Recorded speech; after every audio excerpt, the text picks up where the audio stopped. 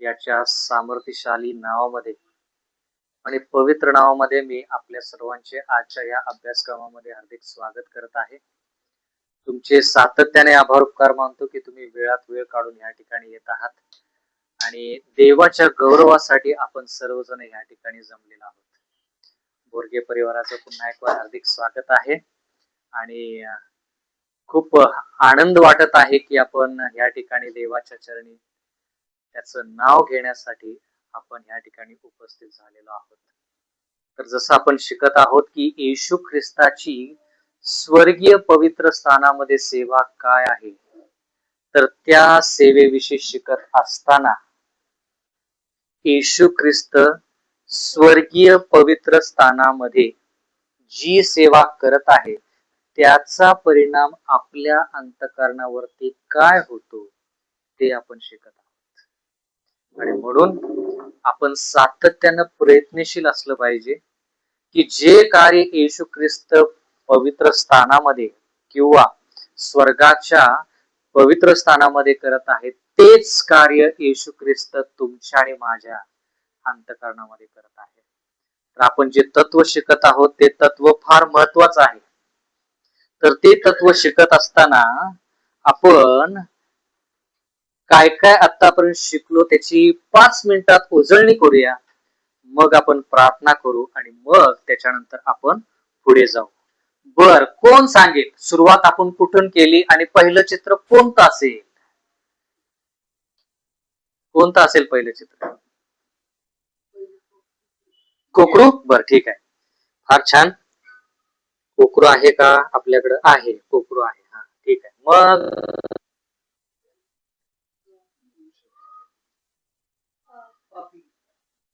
बर, पापी व्यक्ती पाहिजे ना ते कोकरू घेऊन जाणारा किंवा कोकरा जे वधायचा आहे तो घेऊन जाणारा तो पापी व्यक्ती. बर, आणखी काय? मग पुढे काय?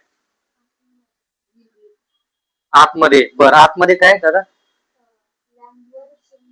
हा, बघा, व्यवस्थित अचूक लक्ष आहे लेकराचं. बर, कोकऱ्याच्या डोक्यावरती हात ठेवून काय केलं जातं? पापाची क्षमा मागितली जाते. बर, ठीक आहे. बर, मग पुढे काय? बर, कोकरू वेदीवरती ठेवायचं. पण वेदीवरती अगोदर काय पाहिजे?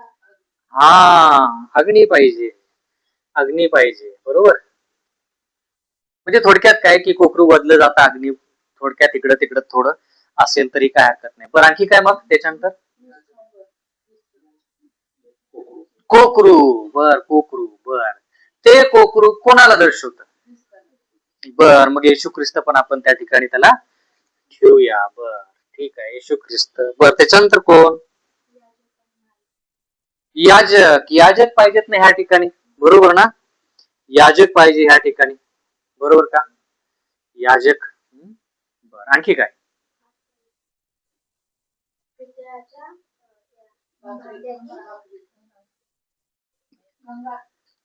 गंगाळ. बर, गंगाळ झालं. मग त्याच्यानंतर काय?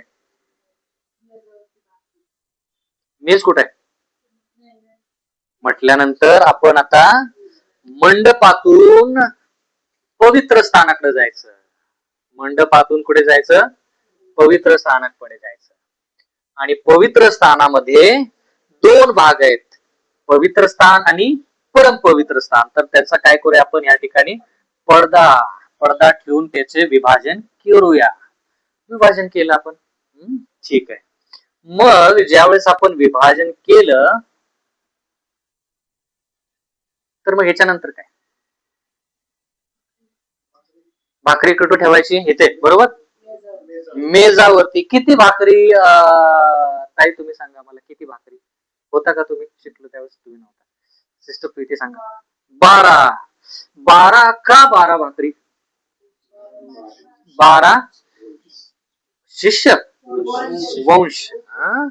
याकोबाचे 12. याकोबाला किती लेकरं होती? 13 पेक्षा जास्त होते, पण 12 मुलगे होते. त्याच्याप्रमाणे काय करत आहोत? पण 12 भाकरी ठेवत आहोत. बर, त्याच्यानंतर आपण काय शिकलो? ह्या भाकरीच्या नंतर भाकरीचा मेज जो आहे त्याच्यानंतर आपण कोणता भाग शिकलो? आठवतं का? दीपस्तंभ शिकलो का? धूप वेदी विषयी शिकलो. फार छान, धूप वेदी विषयी शिकलो. धूप वेदी, ठीक आहे का? धूप वेदी विषयी मागच्या आठवडी आपण काय शिकलो? धूप वेदी मला एका शब्दात सांगा. बरं ठीक आहे. ही वेदी कशाची वेदी आहे? बळीची वेदी आहे. ह्या बळीच्या वेदीविषयी मला एक शब्दामध्ये सांगा. मला भरपूर वाक्य सांगायची गरज नाही, एक वाक्य सांगायचं नाही. मला फक्त ह्या बळीच्या वेदीविषयी एक शब्द सांगा जो आपण महत्वाचा शिकलो.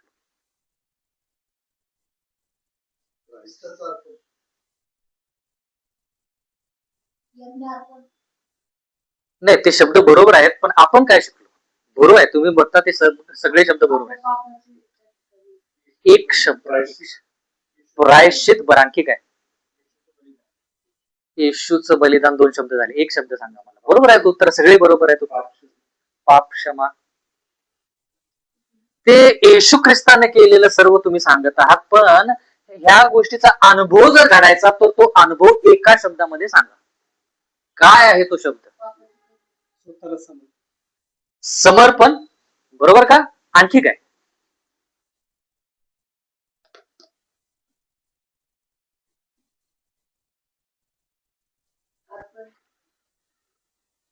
दोन शब्द जास्तीत जास्त घ्या, सांगा. दोन शब्द घ्या, एक शब्द राहू दे, दोन शब्द घ्या. मग घेतं काय? पश्चाताप. बरं, आणखी काय? म्हणजे थोडक्यात तुम्ही एक जर वस्तू पाहिली पवित्र स्थानात की तुम्हाला पूर्ण संदेश आठवला पाहिजे, त्या संदेशाचा मर्म सांगता आला पाहिजे एका शब्दात. हे सोपं नसतं बरं का. आपण इंग्रजी आणि मराठी ज्यावेळेस आपण शिकलो, हिंदी ज्यावेळेस शिकलो, त्यावेळेस आपल्याला एक गोष्ट सांगितली जायची आणि त्या गोष्टीचा सारांश दोन वाक्यात सांगितला जायचा आणि मग त्या गोष्टीचा मथळा तुम्हाला एका वाक्यात सांगायला सांगायचे. आठवतं का बघा शाळेमध्ये?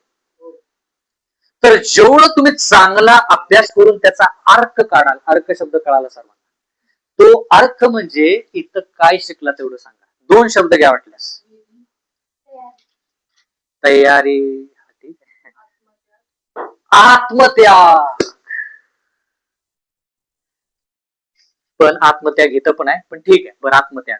दुसरा शब्द असा, पूर्णपणे अवलंबने. म्हणजे थोडक्यात देवावर अवलंबने किंवा देवावर अवलंबून राहणे. पूर्णपणे देवावरती अवलंबून राहणे हे ह्या ठिकाणचा अनुभव आहे. पूर्णपणे देवावरती अवलंबून राहणे. याच्यासाठी कोणती घटना आपण शिकलो आठवतं का? कोणती घटना शिकलो पूर्णपणे अवलंबून राहणे? अब्रामाची. आठवतं का? अब्रामाने इसाकाला वेदीवरती ठेवलं. म्हणजे देवा, आता मला या लेकराचं काय होणार आहे माहित नाही. म्हणजे थोडक्यात काय, तू आणि ते लेकरू देवा, पूर्णपणे अवलंबून. बरं, आणखी कोणती घटना आठवतं का? याकोब, एसाव त्याला भेटायला येणार असतो. किती लोकांसमवेत, किती लोकांना घेऊन, किती लोकांना घेऊन एसाव त्याच्या भावाला याकोबाला भेटायला येणार असतो आणि ते पाहून याकोब भयभीत होतो आणि मग याकोब म्हणतो की आता मला काय जिवंत राहण्याची काय शाश्वती नाही. 400 लोक घेऊन येतात. म्हणून याकोब काय करतो? पूर्णपणे देवावरती अवलंबून राहतो, देवासंगती झुंज करतो आणि म्हणतो, जोपर्यंत तुम्हाला आशीर्वाद देत नाहीस तोपर्यंत मी काय तुला सोडणार नाही. ह्याला म्हणायचं ख्रिस्ती आयुष्य. झटायचं, लढायचं, दुसरा पर्याय पण नाही आपल्याकडे. आणि म्हणून तो अनुभव जोपर्यंत घडत नाही, तुम्ही म्हणल्याप्रमाणे त्याग जोपर्यंत आपण इथं करत नाही तोपर्यंत व्यक्ती बाप्तिस्मासाठी तयार होत. मला बोलायला हे वाईट वाटतं आणि रागही येतो थोडा, की बहुतांश ख्रिस्ती लोक जे आज ख्रिस्ती झालेले आहेत ते सरळ इथून बाप्तिस्माच्या हौदात उतरतात. पूर्णपणे त्याग करत नाहीत, बलिदान करत नाहीत, पूर्णपणे देवावरती अवलंबून नाहीत. म्हणून बाप्तिस्मा होतो पण ते इथंच राहतात, हे पुढे जात नाहीत. म्हणून त्यांना दररोज अभ्यासक्रम जमत नाही देवाच्या वचनाचा. भाकरीचा मेज म्हणजे काय? भाकरीचा मेज म्हणजे काय? वचन, देवाचं वचन, देवाचं वचन, देवाचे शब्द, देवाची वाणी. म्हणून हे जे आहे ना हा अनुभव, ह्याच्यावर हा अनुभव घडलाच पाहिजे. जोपर्यंत हा अनुभव घडत नाही तोपर्यंत व्यक्तीला बाप्तिस्मा देऊ नका, नाही तर तो इथंच थांबेल, तो इथेच थांबेल, त्याला पुढे जाण्याची इच्छा होणार नाही. म्हणून तुम्हाला खूप ख्रिस्ती लोक देवाचं वचन सकाळी अभ्यास करत नाही. तुम्ही स्वतः त्याचं सर्वेक्षण करा, तुम्हाला ते कळू दे मी सांगण्यापेक्षा. दररोज ते देवाच्या वचनाचा अभ्यास करत नाहीत, ते देवाच्या वचनाच्या अभ्यासासाठी कोणाच्या तरी पाळकावरती अवलंबून आहेत, कुठल्या तरी झूम मीटिंग वरती अवलंबून आहेत, नाहीतर कोणीतरी संदेश द्यावा याच्यावरती अवलंबून. का माहितीये का? चुकी इथं नाही, चुकी इथं नाही, इथं झाली, समर्पण नाही. आणि म्हणून त्या लोकांचा अभ्यासक्रम होत नाही, आणि म्हणून या ठिकाणचा अनुभव त्यांना घडत नाही. या ठिकाणचा अनुभव म्हणजे काय? येशू ख्रिस्त म्हणतो मनुष्य केवळ भाकरीने जीवन राहू नये, तर देवाच्या मुखातून निघालेला प्रत्येक शब्द, म्हणजे उत्पत्तीपासून प्रगटीकरणापर्यंत. आणि त्यांना तो अभ्यासक्रम जमत पण नाही. का? कारण की तेवढं ते वेळ देवाला देत नाही, तेवढा विचार देवासंती जात नाही. म्हणून त्यांची आवडती पुस्तकं कोणती? वारंवार तीच पुस्तकं वाचतात, स्तोत्रसंहिता. आणखी कोणतं? नीतिसूत्रे. आणखी कोणतं? योहान. जास्तीत जास्त यशापर्यंत जात असते. काय काय लोक फक्त स्तोत्र, विशिष्ट ते धडे, हे माझ्या देवा परमेश्वराचा धन्यवाद. का? कारण की प्रत्येक वचन जे आहे ते प्रत्येक वचनाचा अभ्यास आपल्याला झाला पाहिजे. म्हणून ह्या ठिकाणी तुम्ही फक्त नि फक्त उत्पत्ती किंवा ते 4 शुभवर्तमान जे आहेत तेच नाही, दानियल, प्रगटीकरण, उत्पत्ती, सगळेच्या सगळे पुस्तक आपण या ठिकाणी शिकायचे. कळालं का? म्हणून हा अनुभव घडला पाहिजे, देवाच्या वचनाचा अनुभव घडला पाहिजे. फक्त वाचले नाही, जे तुम्ही वाचता, जे तुम्ही अभ्यास करता, त्या गोष्टीचा अनुभव तुम्हाला घडलाय का? आता उदाहरणार्थ अनुवाद 31:6, अनुवाद 31:6 उजळणी करत आहोत आपण, प्रार्थना करणार आहोत आणि मग नंतर पुढे जाणार आहोत. अनुवाद 31:6.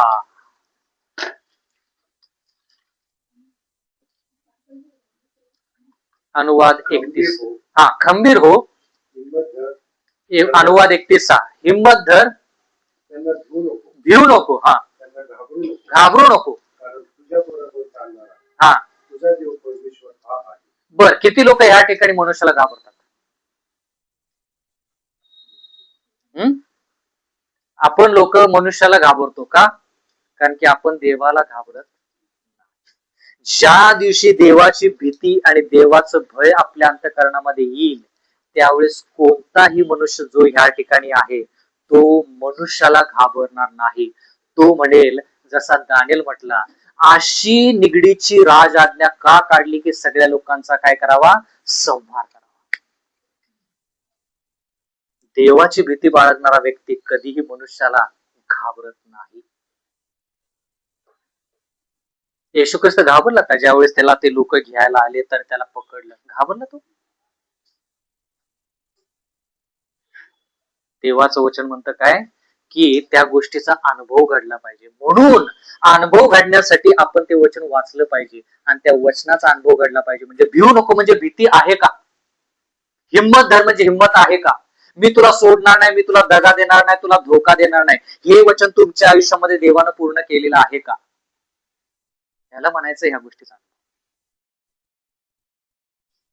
ह्या गोष्टीचा अनुभव घडला नाही की मनुष्य काय करतो? इथं इथं इथं इथं इथं इथं खेळत राहतो, इथं इथं खेळत राहतो, पुढे जात नाही तो मनुष्य. नाहीतर आपण काय करतो? कधी कधी सकाळी उठून कोणाचा तरी संदेश व्हिडिओवरती ऐकतो, त्याला देवाच्या वचनाचा अभ्यास म्हणत नाही. तुम्ही स्वतः काय अनुभवले ते सांगा.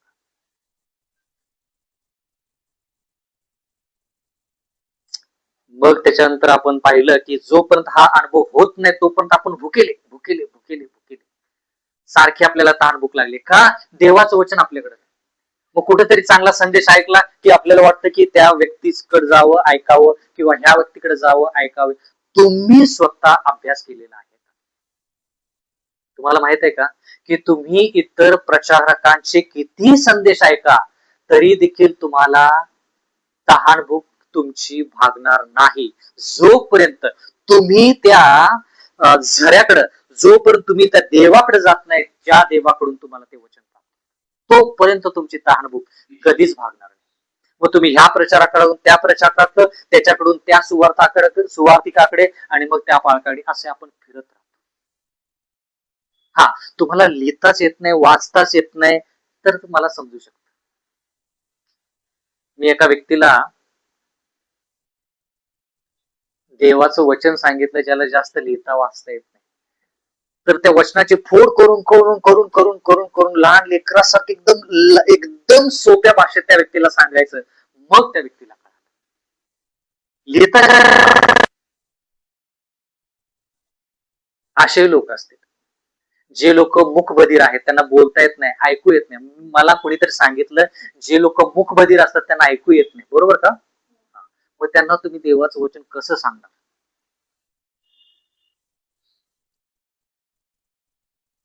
बरोबर. तर ह्या ठिकाणी मी काय म्हणत आहे की त्या वचनाचा अनुभव तुम्हाला घडला पाहिजे. पण मग त्याच्यानंतर आपण वेदीकडे आलेलो आहोत. कुठं आलेलो आहोत? वेदीकडे आलेलो. ह्या वेदीमध्ये ह्या वेदीमध्ये फरक काय?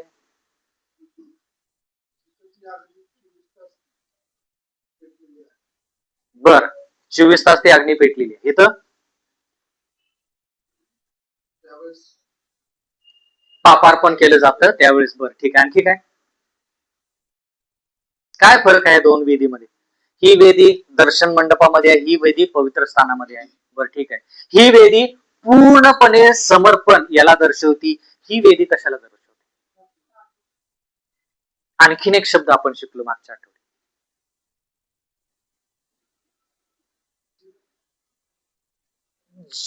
जिभेला नाही दर्शवत, त्याच्या संदर्भात आपण शिकलो, यशयाच्या पुस्तकातून शिकलो. पण काय आहे, एक शब्द सांगा. प्रार्थना. बरं, आणखी काय? आणखी काय शिकलो? अनुभव काय घडला पाहिजे तेवढं मला सांगा. ही प्रार्थनेला दर्शवतं, पण अनुभव काय घडला पाहिजे मला सांगा. तुम्ही मला सांगा. ठीक आहे, आपण वेगळ्या दृष्टिकोनातून हे शिकू. तुम्ही मला सांगा, तुम्ही कळकळीनं प्रार्थना कधी करता?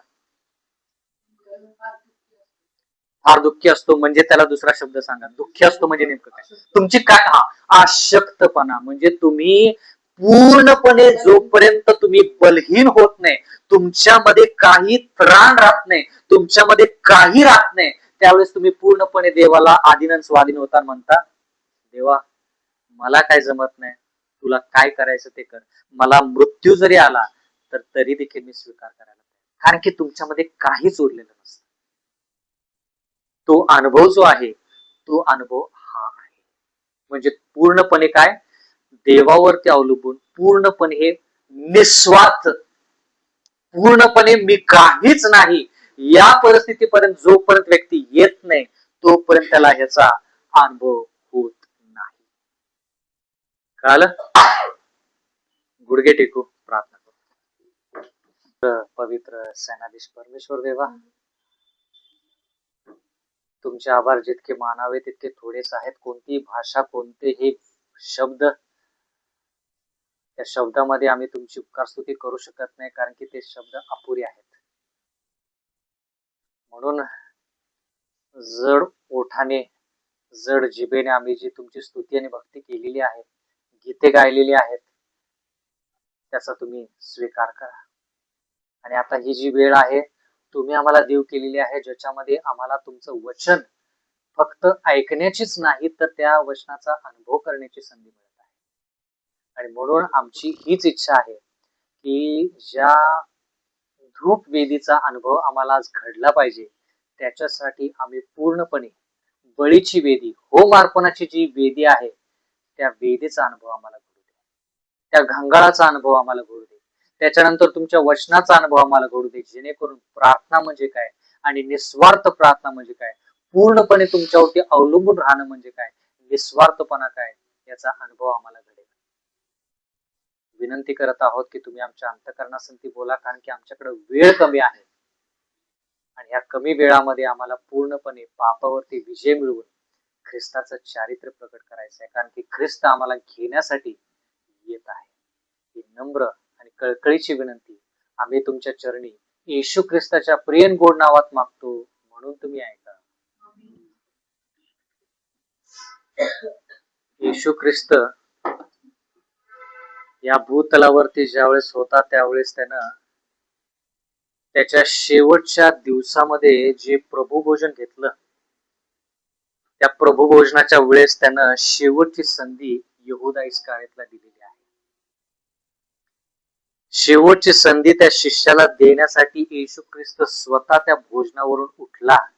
त्यानं टावेल कमरेला बांधला, त्यानं घंगाळ घेतलं आणि त्या घंगाळामध्ये पाणी घेऊन त्यानं शिष्याचे पाय धुवायला सुरुवात केली.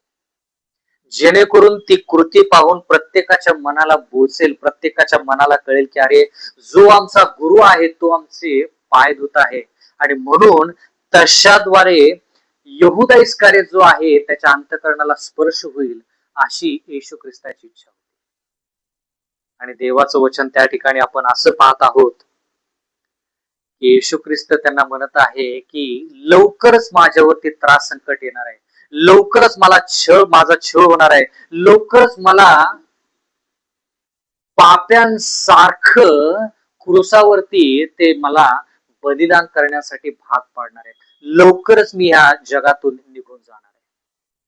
आणि ज्यावेळेस माझ्यावरती त्रास संकट येतील त्यावेळेस प्रत्येक तुम्ही जे शिष्य बसलेला आहात, तुम्हाला माझ्यामुळे तुम्हाला त्रास होणार आहे, हे येशू ख्रिस्त त्यांना शेवटच्या काळामध्ये सांगत आहे, शेवटच्या दिवसामध्ये सांगत आहे. आणि त्या सर्व गोष्टी सांगत असताना त्याचे शिष्य जे आहेत ते शिष्य विचारामध्ये पडलेत की असं येशू ख्रिस्ताला काय त्रास होणार आहे, कोण येशू ख्रिस्ताला धरून देणार आहे, आम्ही आहोत ना, 12 जण आहोत ना, पूर्ण जग आपण आडवं करू. ते म्हटले की येशू ख्रिस्तासंती आम्ही 3.5 वर्ष घालवलेले. पण येशू ख्रिस्त म्हणाला की तुमच्यापैकी ज्यानं माझ्या संती त्या जेवणामध्ये भोजनामध्ये हात बुडवलेला आहे तोच मला धरून देणार आहे. तर तुम्ही बाकीचे जे आहात ते तुम्ही कशाला म्हणता की तुम्ही माझ्या संती आहात? तुम्ही आणि तो वेगळे नाही. आणि म्हणून येशू ख्रिस्त त्यांना म्हणत आहे की माझ्यामुळे तुमच्यावरती त्रास संकट येणार आहेत आणि तुमची देखील परीक्षा होणार आहे, पण तुम्ही काय करा, खंबीर राहा. असं म्हटल्यानंतर त्या ठिकाणी येशू ख्रिस्त पेत्राकडे जातो आणि पेत्राला जे म्हणतो तेच येशू ख्रिस्त तुम्हाला आणि मला म्हणत आहे. पेत्र त्या ठिकाणी एवढा खंबीर आहे, त्याला वाटतं की त्याचं जे शरीर आहे, त्याचं जे ज्ञान आहे आणि त्याची जे कला कौशल्य आहे ते कला कौशल्य त्याच्यासाठी आणि येशू ख्रिस्तासाठी पुरेसं आहे. त्या कला कौशल्यामुळे किंवा त्याच्यामध्ये जी ताकद आहे, त्याच्यामध्ये जो आत्मविश्वास आहे, त्याच्यामुळे येशू ख्रिस्ताचा पण तो बचाव करेल आणि स्वतःचा पण बचाव करेल. पण येशू ख्रिस्त सर्व गोष्टी बाजूला ठेवून येशू ख्रिस्त पेत्राला काय म्हणतो? लूक याचा 21वा अध्याय 31 वचन. लूक याचा 31वा अध्याय 21 वचन. 21वा अध्याय 31 वचन.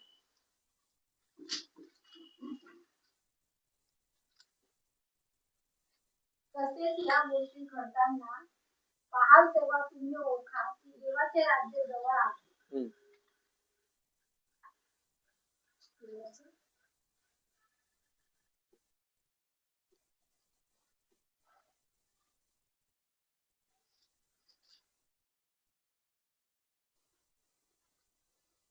एक मिनिट. लूक याचा 22वा अध्याय, माफ करा 21 नाही, लूक याचा 22वा अध्याय आणि 31 वचन.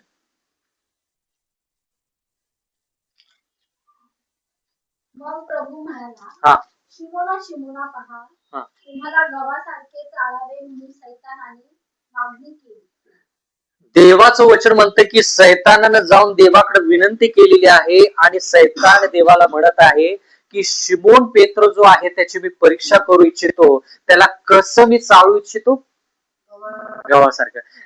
गहू किती जणांनी चाळले खेड्यागावामध्ये कसे गहू चाळले जातात सांगा?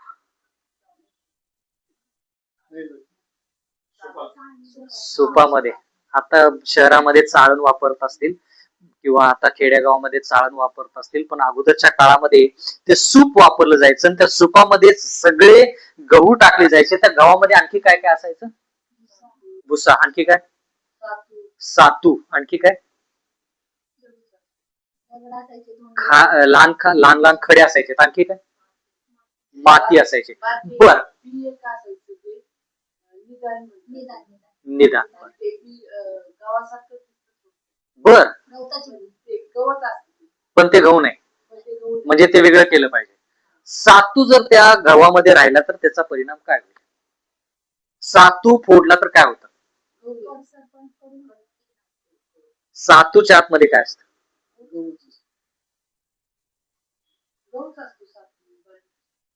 त्याच्यामध्ये काळ पावडर असते, काणी. बर ठीक आहे, बर ठीक आहे. तर ह्या सर्व गोष्टी जर बाजूला करायच्या, सातू असेल, लहान लहान खडे असतील, माती असेल, भुसा असेल, काय करावं लागतं? पाखडावं लागतं, बरोबर. मग पाखडणं जे आहे ते कोणासाठी? त्यातल्या बरं गव्हासाठी. पण कोण कोण पाखडलं जातं त्याच्यात? सगळेच. तर सैतान देवाकडे जातो आणि म्हणतो की मला सगळ्यांना पाखडायचंय, एकालाही मला सोडायचं नाही. म्हणजे थोडक्यात पाखडल्यानंतर त्या महिला मला ते व्यवस्थित, एवढं व्यवस्थित ते पाखडतात. खेड्या गावातल्या महिला ते पाखडत असताना ते काय करतात? पुढे काय येतं मग पाखडत असताना? पुढे कचरा येतो, बरोबर का? पाठीमाग काय राहतं? गहू. चुकीचं काय बोलत असेल तर माफ करा आणि मला दुरुस्त करा. बर, आणि मग पुढे जे असतं ते काय असतं? खराब गोष्टी असतात. मग त्या खराब गोष्टी बाजूला करायच्या आणि जे चांगले गहू आहेत ते व्यवस्थित बाजूला ठेवायचे. त्याच्यासाठी सगळ्यांना पाखडलं जायचं, बरोबर. आता सैतान म्हणतो की 12 शिष्य आहेत ना, त्यांना मी सगळ्यांना पाखडणार, विशेष करून पेत्राला. का पेत्राला? पेत्राला का? इथं येशू ख्रिस्त म्हणतो, शिमोन पेत्रा, सैतानानं विशिष्ट परवानगी घेतलेली, पत्र पाठवून परवानगी घेतलेली आहे की त्याला तुला पाखडायचंय, जेणेकरून तू काय व्हावास? माझ्यातून बाहेर पडावास, मंडळीतून बाहेर पडावास, त्या सुपातून तू बाहेर पडावास, असं त्याची इच्छा म्हणून त्यानं पाखडण्यासाठी तुझी परवानगी घेतली. आता मला सांगा, पेत्र का? यहूदा इस्करियोत का नाही? येतो तुमच्याकडे. यहूदा इस्करियोत का नाही? यहूदा इस्करियोतला पाखडलंच होतं, कधीच पाखडून तो बाहेर कधीच पडला होता. पेत्र बाहेर पडला नव्हता, म्हणून एका पाठीमागे एक. म्हणून पेत्र तो काय म्हणाला ते बघूया, आणि मग आपल्याला कळेल की सैतान त्या पेत्राच्या पाठीमागे का लागलाय. 33वा वचन. पेत्रासाठी देव म्हणत आहे, येशू ख्रिस्त म्हणत आहे की तुला तो सैतान पाखडणार आहे आणि तुला तो बाहेर टाकणार आहे, पण मी तुझ्यासाठी प्रार्थना केली. अरे वा, येशू ख्रिस्तानं जर आपल्यासाठी प्रार्थना केली तर काय मस्त. म्हणजे देवानं आपल्यासाठी प्रार्थना करावी म्हणजे किती मोठं आशीर्वाद आहे तो. आणि इथं काय लिहिलंय की त्यानं प्रार्थना करायला ठरवलेलं आहे. बर, मग पुढे काय झालं? आणि तू वळलास म्हणजे तुझ्या भावांना स्थिर कर. बर, म्हणजे थोडक्यात काय तू त्या वचनाद्वारे काय काय दाखव सांगत आहे येशू ख्रिस्त शिमोन पेत्राला की तू काय होणार आहेस? वळाल्यानंतर. पण म्हणजे काय? त्याच्या अगोदर काय होणार आहे पेत्राचं?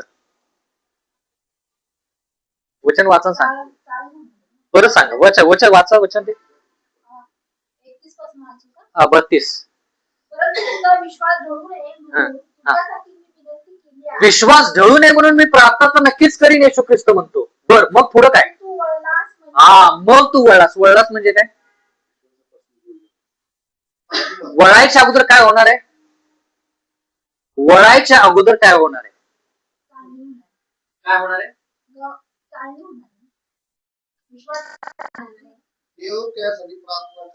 हा, मग काय होईल? मग काय होईल पेत्राचा? बर, मग विश्वास ढळेल का नाही ढळणार? बरोबर, विश्वास ढळणार का नाही मग पेत्राचा?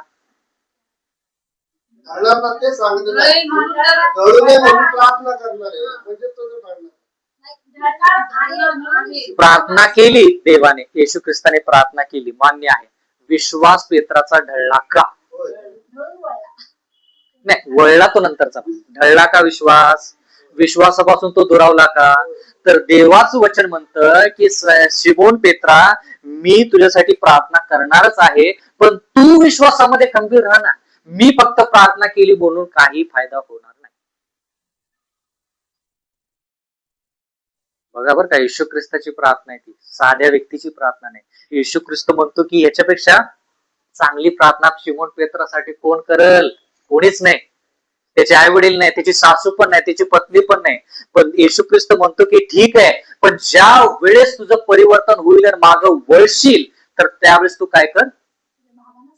तुझ्या भावांना स्त्री कर. आता एवढं सांगितल्यानंतर पेत्राने काय म्हटलं पाहिजे? बर बर देवा, मी काय होणार आहे? विश्वासापासून दुरावणार आहे, पण मी त्याच्याकडे जास्त न विचार करता मी परत येणार आहे ना, मला फार आनंदाची बात असं म्हटलं पाहिजे ना पेत्र. पण पेत्र काय म्हणतो? पुढचं वचन, तो त्याला म्हणाला, प्रभूजी, मी आपल्या बरोबर तुरुंगात जावयास व मरण्यासही तयार आहे. हा, म्हणजे पेत्राला वाटतं की मी इतका सामर्थ्यशाली आहे की कोणती परिस्थिती माझ्यावरती येऊ दे, नाहीतर माझ्या गुरुवरती येऊ दे, त्या सर्व परिस्थितीमध्ये मी माझ्या गुरुला सोडणार नाही. आता कळालं का की सैतानानं पेत्राची परीक्षा का घ्यायचं ठरवलं? कारण की सैतानाला माहित आहे की पेत्र येशू ख्रिस्तामध्ये सामर्थ्यशाली नसून तो कशामध्ये सामर्थ्यशाली आहे? स्वतःच्या ताकदीवर. जे लोक स्वतःवरती अवलंबून आहेत, म्हणून म्हटलं आपण स्वतःला काहीच नाही जे असे समजतील त्यांनाच फक्त या वेदीचा अनुभव आहे. तेच लोक तळमळीनं कळकळीनं गुडघे टेकून प्रार्थना करायला सुरुवात करतील आणि म्हणतील देवा माझ्यामध्ये काय उरलेलं नाही, याकोबासारखी प्रार्थना करतील.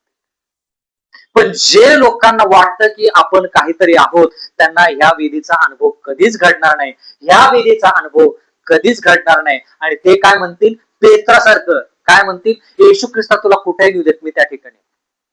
असे मित्र आहेत का तुमच्याकडे? फक्त बोलतात, तू फक्त सांग मला कुठे यायचं, मी तिथे येतो. आणि मग ज्यावेळेस परिस्थिती येते तेव्हा फोन करतो, मग तो फोन उचलतच नाही व्यक्ती. आणि मग नंतर फोन करायला लागलं खूप वेळेस, तर फोन काय होतो? मग बंदच येतो. आणि मग 10 दिवसानं तो मित्र भेटतो, म्हणतो काय झालं, मला तू कॉल करायला पाहिजे होतास आणि मी येणारच होतो, असं झालं तसं झालं. यायचं नव्हतं, त्याला यायचं नव्हतं. येशू ख्रिस्त तसा नाही. येशू ख्रिस्त काय म्हणतो? भिऊ नको, घाबरू नको, हिंमत धर, मी तुझ्या पाठीशी आहे, मी तुला धोका देणार नाही, मी तुला दगा देणार नाही. हेच अनुवाद 31:6 मध्ये.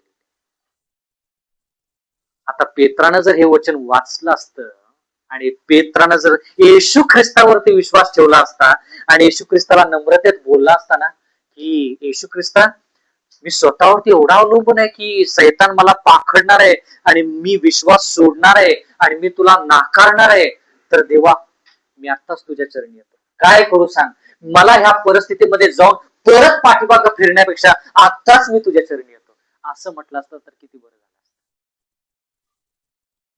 आपण खूप लोक स्वतःवरती एवढे अवलंबून आहोत की देव ज्यावेळेस आपल्याला म्हणतो ना की बाबा तू नम्रतेमध्ये ये, तू बलहीन आहेस, तुझ्यामध्ये ताकद नाही, तर आपण देवाकडे पण लक्ष देतो.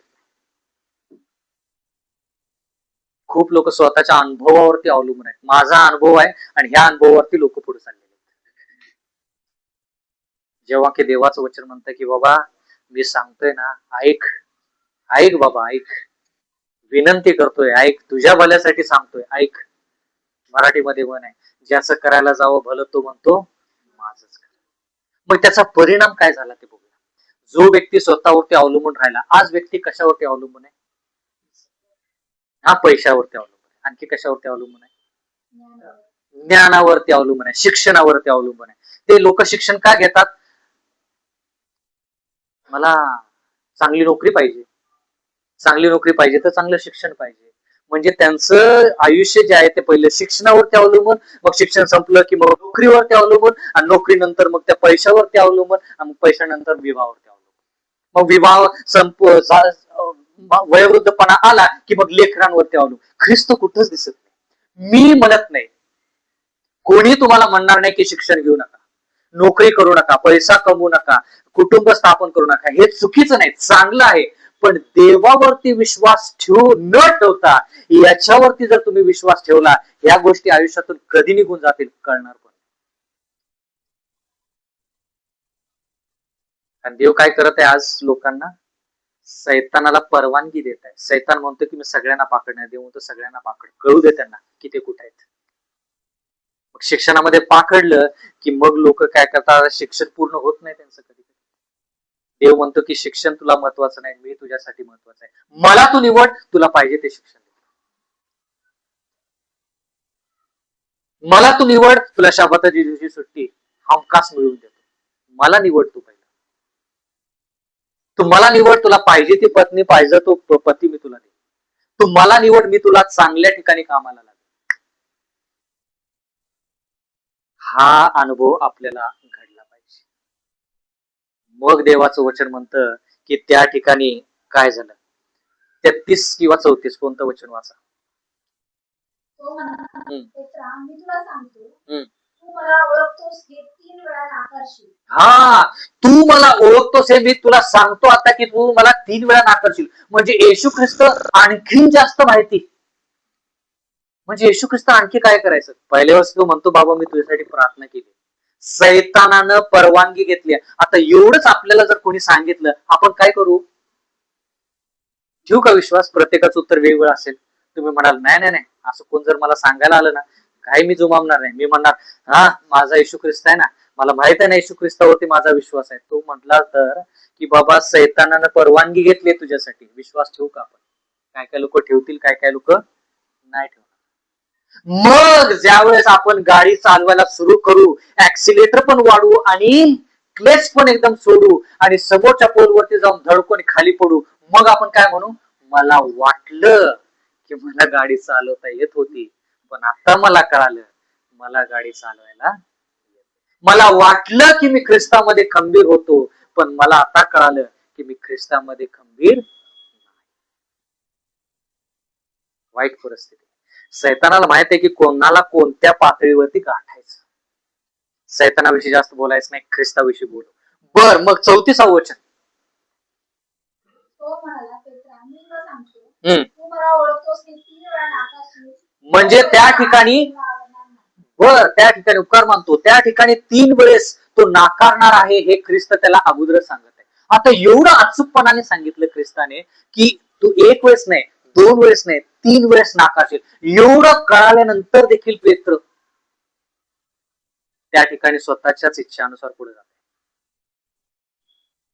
जर कोणी तुम्हाला सांगितलं की तुम्ही 3 वेळेस येशू ख्रिस्ताला नाकारणार आहात, एक देवभुरू माणसानं जर तुम्हाला सांगितलं, तर तुम्ही त्याचं ऐकाल का. तुमच्यामध्ये नम्रता असेल तर तुम्ही काय म्हणाल, बाबा तो व्यक्ती किती वाईट असू दे, किती पापी असू दे, त्यानं मला सांगितले ना, त्याच्या ते खोटं जरी असलं तरी देखील मी काय करेन, खरंच आहे मान्य करून मी काय करेन, देवाला आदिनन स्वाधीन. जो नम्र माणूस आहे तो हेच म्हणेल, बरोबर ना. तो काय म्हणेल की बाबा असू दे, खोटं जरी असलं तरी काय असू दे, नम्रता बाळगण्यात काय हरकत आहे. 3 वेळेस नाकारण्यापेक्षा देवाला आदिनन स्वाधीन होऊया ना. मग देवाचं वचन म्हणतं की त्यांनी प्रभुभोजन घेतल्यानंतर ते कुठे गेले, गीत गायलं त्यांनी, आणि ते कुठे गेले, जैतुनाच्या डोंगराकडे गेले. त्या ठिकाणी येशू ख्रिस्त प्रार्थना करत आहे. येशू ख्रिस्त त्या शिष्यांना म्हणत आहे, माझ्या संती प्रार्थना करा, म्हणजे फक्त माझ्यासाठी नाही, तुम्ही देखील काय व्हाल, खंबीर व्हाल. तिथं लगेच कोण येतं, रोमी सैन्य येतं. आणि मग त्या ठिकाणी यहुदा इस्करियोत म्हणतो, ज्याला मी स्पर्श करतो किंवा ज्याचं मी चुंबन घेतो त्याच व्यक्तीला तुम्ही पकडायचं. आणि बरोबर ते लोक येतात आणि येशू ख्रिस्ताला पकडतात. लगेच पेत्र काय करतो, आणि त्या एका सैन्याचा कान कापतो. त्या सैन्याचं नाव मला कोण सांगेल, त्या सैनिकाचं नाव मला कोण सांगेल. कोण आहे तो सैनिक, त्याचं नाव पण नमूद केलं, तेवढंच, त्याच्याविषयी जास्त काही नाही.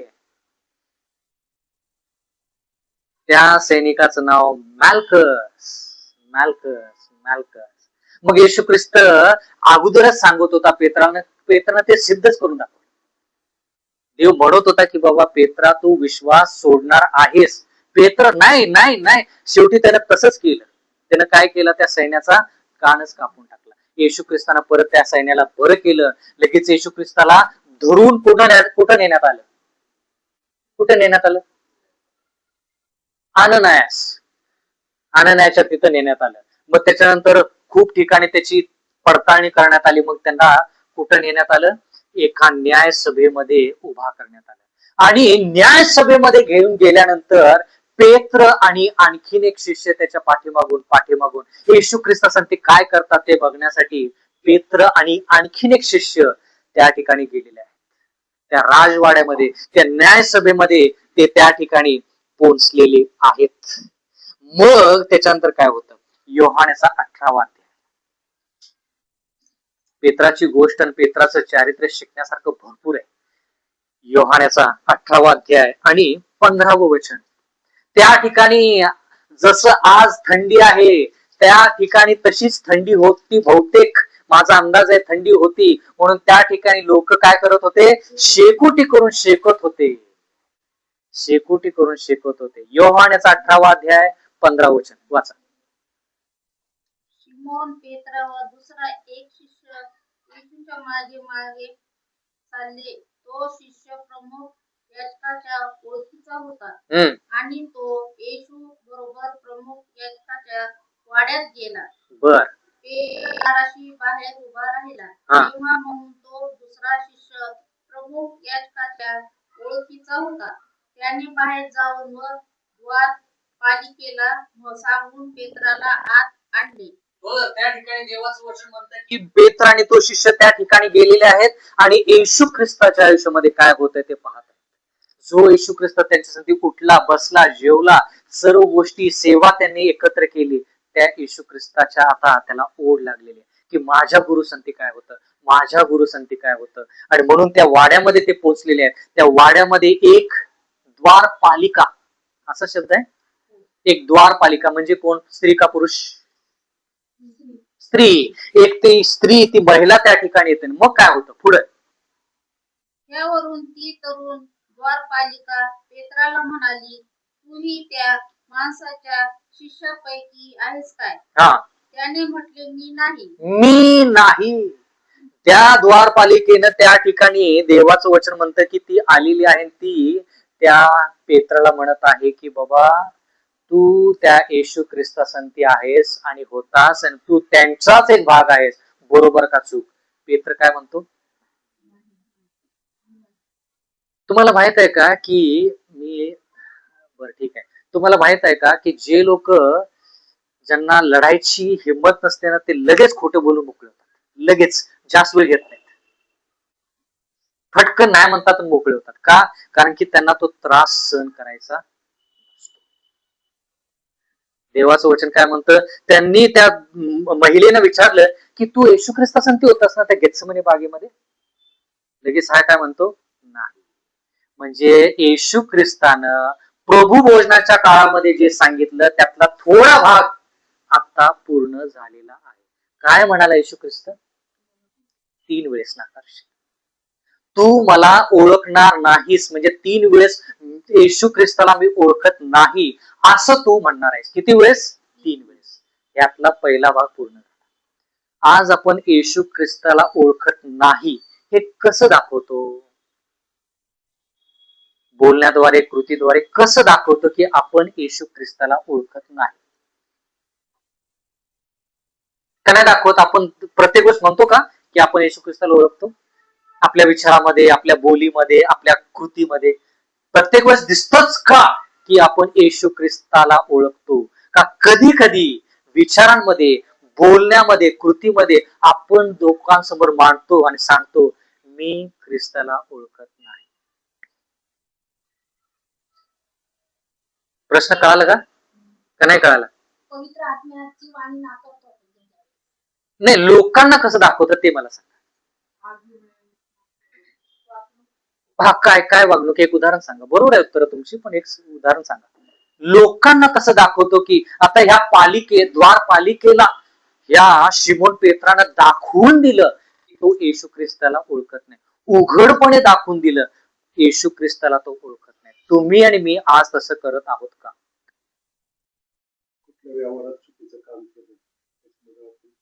बर, चुकीचा व्यवहार म्हणजे व्यवहार देवाच्या वचनानुसार झाला पाहिजे. देवाच्या वचनानुसार व्यवहार झाला नाही की आपण त्या समोरच्या व्यक्तीला सांगत आहोत की मी ख्रिस्ताला ओळखत नाही. आजही तेच आहे. आजही तेच आहे. बरं आणखी कुठं? जगीत लोकांसारखे कसं वागतो आपण जगी लोकांसारखं? सांगा जरा. बरोबर आहे उत्तर. नम्रता नसणे. नम्रता नसणे. बरं आणखी काय?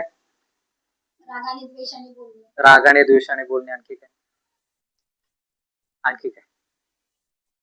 बरोबर आहे, सगळे उत्तर बरोबर आहेत. म्हणजे रागानं बोलणे, द्वेषाने बोलणे, आणखी काय? हे बोलणं झालं. बरं आणखी काय? न बोलता. न बोलता आपण ख्रिस्ताला ओळखत नाही हे लोकांना कसं दाखवतो? हा काय काय ती वागणूक? कृती मला सांगा, कृती मला सांगा. बोलण्याविषयी तुम्ही बोलला, आता सांगितलं. कृती सांगा. न बोलता. ते बोलणं झालं. कृती मला दाखवा. कृती म्हणजे न बोलता केलेली कृती, हे मला म्हणायचं.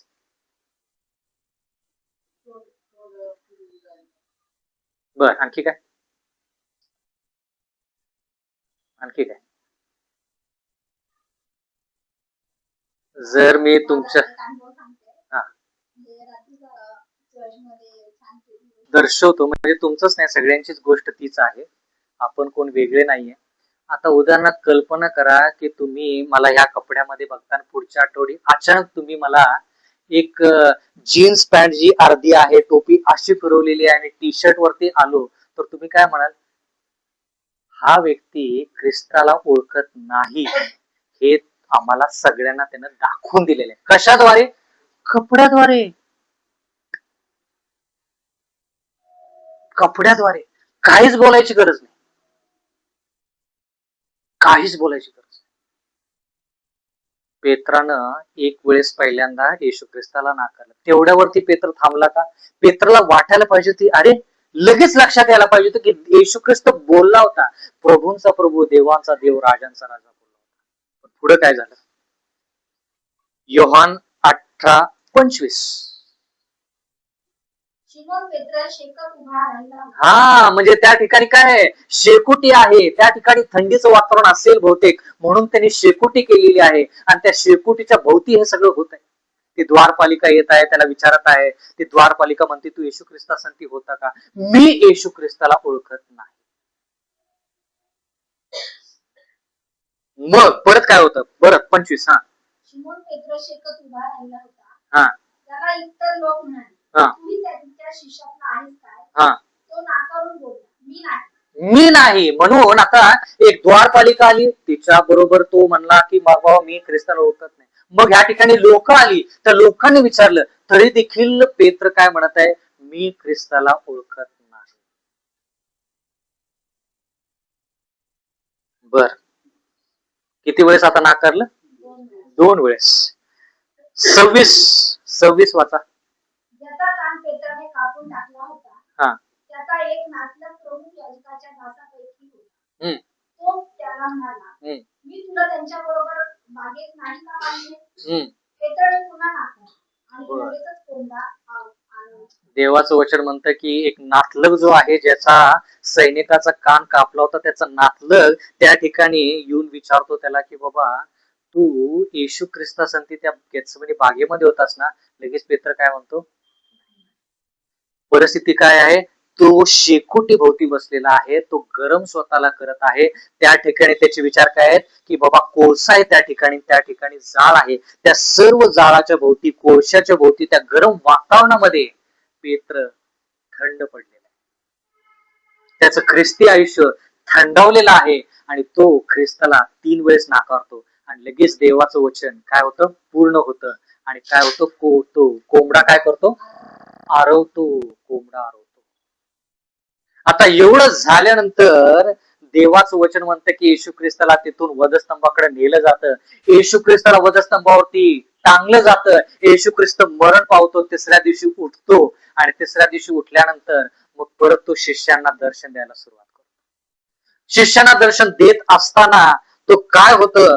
तर देवाचं वचन म्हणतं की त्याचे शिष्य जे आहेत ते आता निराश झालेले आहेत. ते म्हणतात की आता आमचा गुरु जो आहे तो मरण पावलेला आहे. आम्ही अशी आशा ठेवली होती की तो आपलं राज्य स्थापन करेल आणि त्या राज्यामध्ये आम्हाला मंत्रीपद मिळेल. मंत्रीपद मिळालं नाही, निराश झाले. मंत्रीपद मिळालं नाही, निराश झाले. मग निराश झाल्यानंतर ते त्यांच्या कामाला निघून गेले. कोणतं काम? येशू ख्रिस्ताने तिथूनच त्यांना आणलं होतं ना. येशू ख्रिस्त काय म्हणाला होता त्यावेळेस त्यांना? मी तुम्हाला माणसं धरणारा करणार आहे. पण आता त्यांनी माणसं धरायचं सोडून दिलं आणि परत ते मच्छी पकडण्यासाठी गेलेले आहेत. आणि देवाचं वचन म्हणतं की ते काम करत असताना परत येशू ख्रिस्त त्या ठिकाणी. म्हणून म्हटलं ना, येशू ख्रिस्ताचा धीर जो आहे ना, तो येशू ख्रिस्त शेवटपर्यंत सोडत. येशू ख्रिस्त शेवटपर्यंत एखाद्या व्यक्तीला पकडलं की मरूपर्यंत येशू ख्रिस्त त्या व्यक्तीला सोडत नाही. येशू ख्रिस्त म्हणतो शेवटच्या क्षणापर्यंत. यहूदा इस्करियोतच्या बाबतीत पण तेच केलं. तुम्हाला माहित आहे का, यहूदा इस्करियोतच्या आयुष्यामध्ये त्याच्यापेक्षा कोणीच काही जास्त करू शकत नाही. येशू ख्रिस्ताने जे केलं तेवढंच यहूदा इस्करियोतच्या आयुष्यामध्ये कोणी करू शकत नाही. आणि त्या ठिकाणी येशू ख्रिस्त हे मच्छीमारी करत असताना येशू ख्रिस्त त्या ठिकाणी त्या पाण्याच्या ठिकाणी किनाऱ्यावरती पोहोचतो. मग काय होतं? योहानेचा 21वा अध्याय. योहानेचा 21वा अध्याय 9वं वचन. मग किनाऱ्यावर उतरल्यावर त्यांनी कोळशाचा विस्तव आणि त्यावर घातलेली मासळी व भाकर पाहिली. मग देवाचं वचन म्हणतं की ते मच्छीमारी करत असताना ते येशू ख्रिस्तांना त्यांना बोलवलं आणि ते येशू ख्रिस्ताची वाणी ऐकून ते किनाऱ्यावरती आले. किनाऱ्यावरती त्यांनी काय बघितलं? कोळशाचा विस्तव. हा शब्द आजच आपण कुठं वाचला? कुठं वाचला? शेकोटी, कोळसा, विस्तव. आता तो कोळसा विस्तव हे जी घटना त्या ठिकाणी घडली, काय घडली घटना त्या ठिकाणी? किती वेळेस नाकारलं? 3 वेळेस नाकारलं. आता देव काय करतो बघा. मला ते येशू ख्रिस्ताचं लोकांच्या अंतःकरणापर्यंत पोहोचण्याचा जो मार्ग आहे ना, पद्धत जी आहे ना, ती मला खूप आवडते. येशू ख्रिस्ताने बरोबर काय केलं, तसंच वातावरण तयार केलं. किनाऱ्यावरती आलेत, तिथं कोळसा आहे, विस्तव आहे, मच्छी आहे आणि भाकरी. आता मला सांगा, पेत्राला काय आठवलं? कोळसा बघितलाय त्यानं, विस्तव बघितलाय, मच्छी बघितली, भाकर बघितली. काय आठवल पेत्राला? का आठवल? का आठवल त्याला? कारण की शेकोटी जवळच त्यानं ख्रिस्ताला 3 वेळेस नाकारलं. 3 वेळेस. तुम्हाला माहित आहे का की जे वातावरणामध्ये तुम्ही चुकीच्या गोष्टी केल्या, तेच वातावरण तुमच्या समोर भविष्यात आलं की तुम्हाला केलेल्या चुका लगेच आहेत तशा आठवतात. एक उदाहरण सांगा. बरं, मी उदाहरण सांगतो तुम्हाला, मग तुम्ही विचार करून सांगा की तुमच्या आयुष्यात कसं घडलं. उदाहरणार्थ, मी सगळेच आपण शाळेमध्ये शिकत असताना आपल्या शाळेमध्ये, प्रत्येकाच्या शाळेमध्ये एक शिक्षक असा असतो की फार कडक असतो, नेमून ठरवल्यासारखं. प्रत्येकाच्या शाळेमध्ये तो शिक्षक असतोच. आणि बाकीचे शिक्षक गप बसारे गप बसारे गप बसारे गप बसारे म्हणत असतात, कोणी ऐकत नाही. तो शिक्षक शांतपणे दरवाजातून आत येतो आणि फक्त असा उभा राहतो, फक्त बघतो. सगळे शांत. सगळ्यांना असा शिक्षक भेटले, बरोबर? आता जरा लक्ष द्या. कल्पना करा की त्याच शिक्षकाने एक वेळेस तुम्हाला रागाने बघितलं होतं तुमच्याकडं, आणि तुम्ही त्याच्यामुळे शांत बसला होता, कारण की तुम्ही दंगा करत होता. 1 आठवडा जातो, 2 आठवडे जातात, 1 महिना जातो, 2 महिना जातात. 2 महिन्यानंतर तो व्यक्ती येतो, फक्त तुमच्याकडे बघतो. शिक्षक रागानं आहे तसा चेहऱ्याचा हावभाव. तुम्हाला काय आठवतं माहितीये का? काय आठवतं तुम्हाला? जे तुम्ही दंगा केला होता ना, तो दंगा तुम्हाला आठवतो की बाबा दंगा केला होता ना, असाच हा व्यक्तीचा चेहरा माझ्या समोर होता, बहुतेक मी काहीतरी दंगा केला. तर येशू ख्रिस्त पेत्राला कुठेही बोलला असता, पण येशू ख्रिस्तानं ते किनारपट्टीच शोधली, येशू ख्रिस्तानं विस्तवच शोधला, येशू ख्रिस्तानं अग्नी शोधली, मासे आणि भाकरी याच गोष्टी शोधल्या, जेणेकरून पेत्राला अगोदरच्या दिवसाच्या येशू ख्रिस्ताला तुम्हाला आणि मला अगोदरच्या गोष्टी आठवायला जास्त वेळ लावा, बरोबर आठवतो. आणि ज्यावेळेस ते आले किनाऱ्यावरती, त्यावेळेस त्यांना विस्तव दिसला, त्याच्यावरती मांस दिसली, भाकरी दिसली. लगेच पेत्राला त्याचे केलेल्या चुका आठवल्या. पण येशू ख्रिस्त तर काय करत आहे? पुढे 12 वचन, 12 वचन.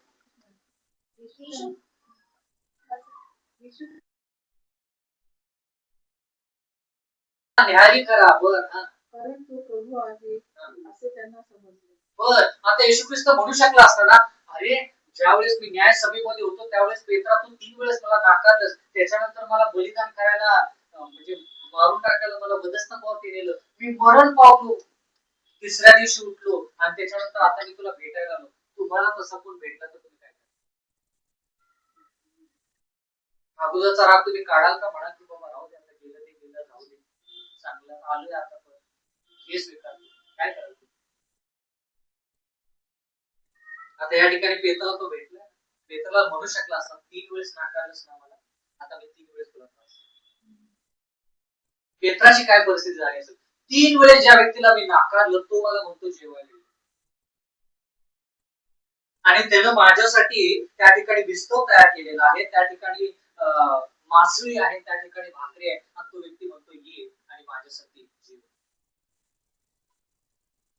सगळं आपल्याला, जर एखाद्या व्यक्तीने आपल्या विरुद्ध काय केलं तर आपल्याला वाटतं की बाबा त्याच्या विरुद्ध काय केलं, किंवा मी न काय करता, काय म्हणतात त्याला, आपोआप त्याच्या आयुष्यामध्ये त्रास संकट कशी येतील जेणेकरून माझ्या मनाला जीव होईल, मला शांती मिळेल, मला असं वाटेल की बाबा सूड होईल. आपण जास्तीत जास्त काय करू म्हणून की बाबा जेवायला बोलवायची लांबची गोष्ट, बाबा तू माझ्या घरात येशू ख्रिस्त कसा आहे म्हणून म्हटलं ना, येशू ख्रिस्त मरून पावला, तो पुनरुत्थान पावला, तरी देखील त्याचं प्रेम पेत्रासाठी कमी झालं. कळालं का?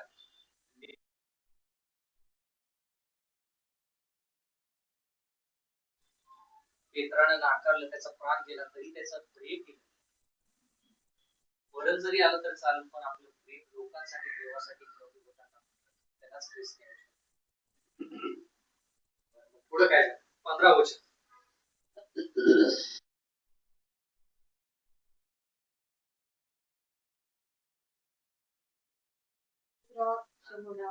त्यांच्यापेक्षा तू माझ्यावर अधिक विश्वास करतोस काय? तो त्याला म्हणाला, होय प्रभू,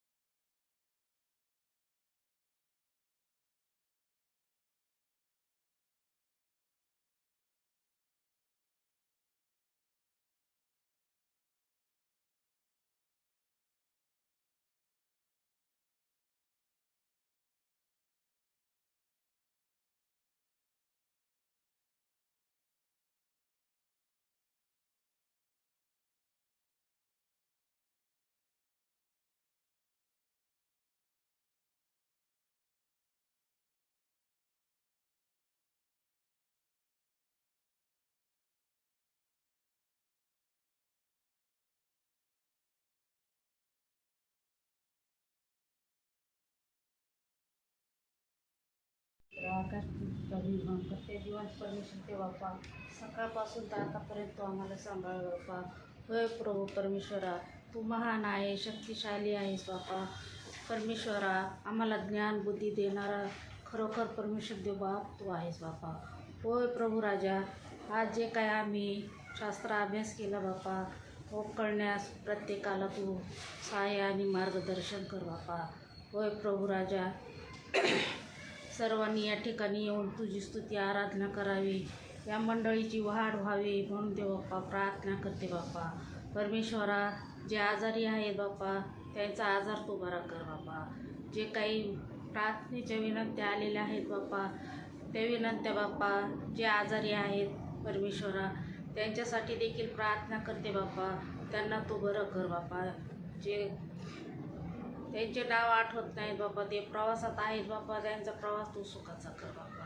सहाय्य करणारा तू जिवंत परमेश्वर तू बाप आहेस. प्रत्येकाला ज्ञान बुद्धी देणारा जिवंत परमेश्वर बाप तू आहेस बाप्पा.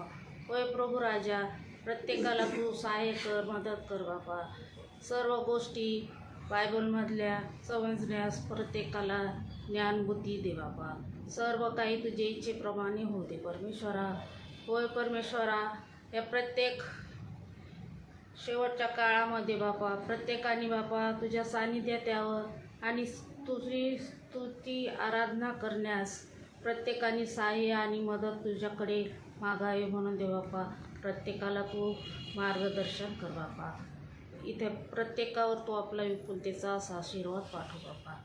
खरोखर बापा, आम्हाला तू या ठिकाणी बापा ज्ञान देण्यासाठी बापा, पास्टर या ठिकाणी दुरून येतात बापा, त्यांना देखील तू सहाय्य आणि मार्गदर्शन कर बापा. परमेश्वरा, जे कोणी आले नाहीत बापा, त्यांच्यावर देखील तू आपला विपुलतेचा आशीर्वाद पाठव बापा. सर्व काही तुझ्या इच्छेप्रमाणे होते. ही लहान नम्र प्रार्थना येशू ख्रिस्ताच्या द्वारे करते म्हणून तो आहे. आमेन.